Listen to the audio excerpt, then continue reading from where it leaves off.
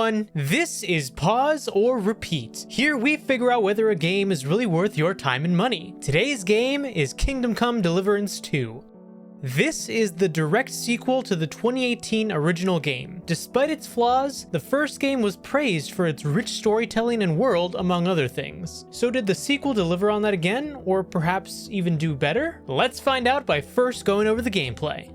The gameplay of Come Deliverance II falls into the genre of action RPG. All moment-to-moment gameplay is delivered in first person, but the game does take moments to deliver the story from other perspectives, in moments where you talk to characters or have cutscenes play out. The combat is easy at first, but quickly you find that there's quite a bit to it. You have the choice of melee or ranged combat and stealth, and each style does feel pretty fun to engage in. Each style takes a realistic approach, requiring you, for example, to aim your melee strikes, parry, or slowly reload a crossbow. The combat ties into the skill system, which is handled in a standard RPG way. Level up skills by using said skills. Outside of the combat, you also have an opportunity to develop a reputation within the world and engage in crafting. Your reputation is determined by your actions inside and outside of the story, and affects how the NPCs will treat your character. Now, considering the first game was praised for the story, how is this one?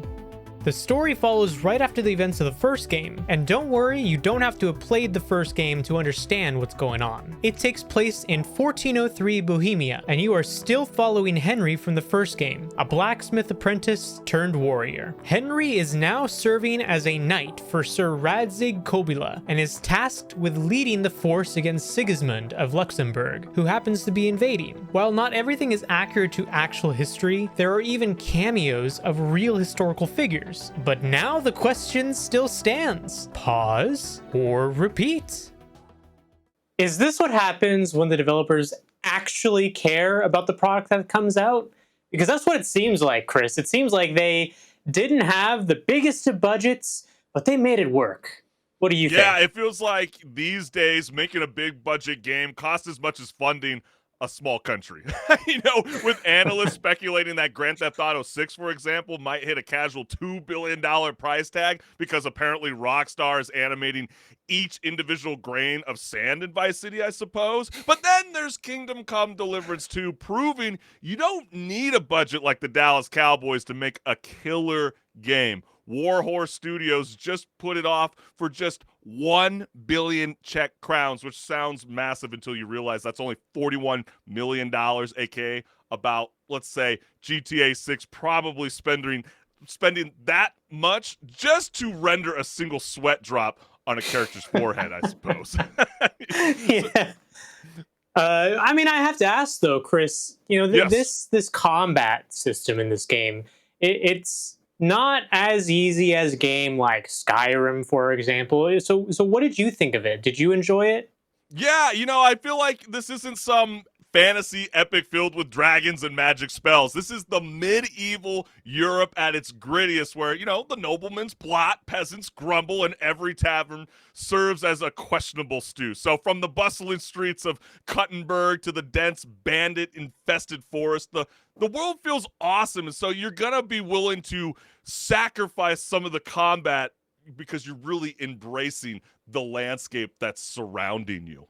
Yeah, I personally went a little bit more of the stealthier approach to a lot of things. It actually was throwing me back to like how I would play a game like Deus Ex Human Okay. Revolution, Uh-huh. because that is also a game that I would go through just only stealth. And doing that, it could be a bit of a challenge. And I didn't do only stealth for this game, because you still want to engage in that melee combat every now and then, at least. But the stealth is just, you have a lot of little intricacies to it that you don't really notice maybe from like looking at the videos. But even just the fact that you can throw a pebble and you distract whoever is looking at that pebble and hearing it, that right there opens up so many doors for you to just mess with the NPCs. See, I'm And I shocked you're love not when I mentioning the love when that fact. happens. I'm shocked you're not mentioning the fact that like you gotta wash your stinky pits too in Oh this yeah, video yeah, game. yeah. You Even the got to do that. stench alone will trigger an enemy to come your way. So like like Henrik is saying, the combat is not for the faint of heart or the impatient either. So if you're used to Yeah, spamming dodge rolls and hoping for the best, well, you're in for a really rude yeah. And awakening. So I even had a clip in the little video before our discussion where I got into combat. I'm like, oh, whoa, whoa, whoa, whoa! I'm not ready for this, and I died. yeah, Okay. pretty much. I And I mean, fighting reloaded in to Kingdom save, Come and Deliverance 2 is a test of skill, timing, and actually knowing how to use the sword. And so I think that's why, gamers are really, truly embracing this game. I mean, come on, there's over 2 million copies sold in less than 2 weeks. People Mhm. are starting to get sick and tired of, the button mashing your way to victory. This game, you'll need to parry, chain attacks, and maintain your weapons unless you just enjoy wielding a glorified metal club. And trust me, it won't let you get very far in this game. But I do feel like them introducing, the firearms was a massive addition to this game. I mean, they are so freaking powerful, but, just make sure that they don't misfire because the realism is there, folks. It will blow up in your hands. Oh yeah, yeah, definitely. But I have to also say, Kojima, is that you? Because some of these cutscenes were very long, especially Yeah. in the first several hours of the game. I felt like I was watching a movie, which in some respect is not a bad thing. That's It true. shows that there is a vested uh, engagement that they want from the player to deliver the story in that method with longer cutscenes. And I'm not saying to Well, the it's a bit extent of longer what for a Kojima's role-playing done, game.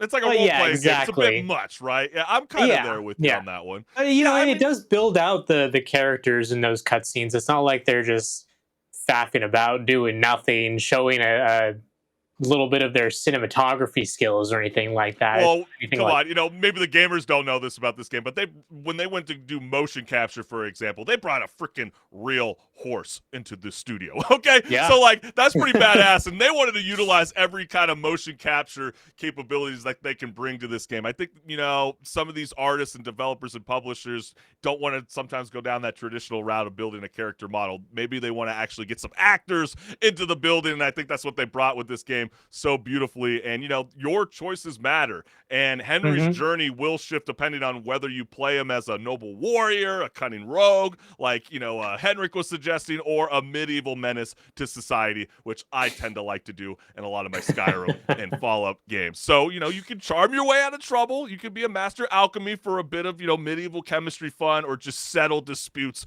with your pure fist. So, like, every action has its consequences, and the world reacts accordingly. Yeah, and did you actually enjoy the characters? Because I definitely did enjoy. I'd say majority of the characters, they were pretty fleshed out enough where even the smaller characters, like, okay, I could see you have a life in this world. Like even to the point of you can see their schedules where say like you meet some barkeep or something, and Right. you see that they go through an entire schedule every day of like having breakfast with their family if they have any, and then going to work and then coming home and then sleeping and then waking up and doing that all over again. That is just an attention to detail that I can Yeah. appreciate because it makes the whole world feel like it's alive Yeah, more it's so a sense than of any like escapism. design. Yeah, exactly. It's more so than any like design of character or anything like that can do, which I will say they also did a very good job with designing the towns to make them feel like they're lived in, so that Mhm. helps also. But it's just definitely a game that I can sit down and say, okay, I'm gonna be here for an hour. But that hour turns into 5 hours because I'm so immersed in the storylines and the Yeah. characters and just the whole atmosphere of the Yeah, game. I'm with you. I mean, along the way, you'll reunite with familiar faces like Hans, the noble archer who is somehow both your best friend and the most infuriating person you know. And then there's also Father Godwin, a priest who takes his duties Seriously? Both in the church and at the bottom of a beer mug. So yeah, the historical accuracy. I'm believing it. Yeah, any medieval problems can be solved with alcohol. Yeah, and then there's Mark Bart, right? The man who's responsible for your parents' death, and walking reminder that medieval nobles were basically the final bosses with tax authority, unfortunately. So if Hmm. you're looking for a deep, immersive RPG where combat is brutal, choices matter, and history comes to life, plus a little bit of drinking and brawling and morally questionable decision making, well, Kingdom Come Deliverance 2 is ready to test your mettle. So just remember, revenge is best served cold and with a well-maintained sword. Yep. uh, So is this you saying that it's a repeat for you, Chris? Yeah, I'm actually gonna go as far and say this is up there for game of the year. It definitely is. This is one of the. It's definitely leading that charge for me. It's a repeat. You're definitely gonna want to get your hands on this game right now. That's really on the nose, I think, Mm-hmm. because I also believe this game has to be a contender for game of the year. I mean, granted, we're only a couple months in, But isn't that other such a things great could come feeling? out, Such a but great it is a feeling. great feeling that you're playing a game. You're like, yes, this is the game for I know this it's year for expensive. It's sure. $70, but I'm telling you, at the top of February, if you don't got something to play right now and you're so freaking bored and you want several hours to just waste in your life staring in front of a screen, Oh, more than this is the several, game Chris. for you.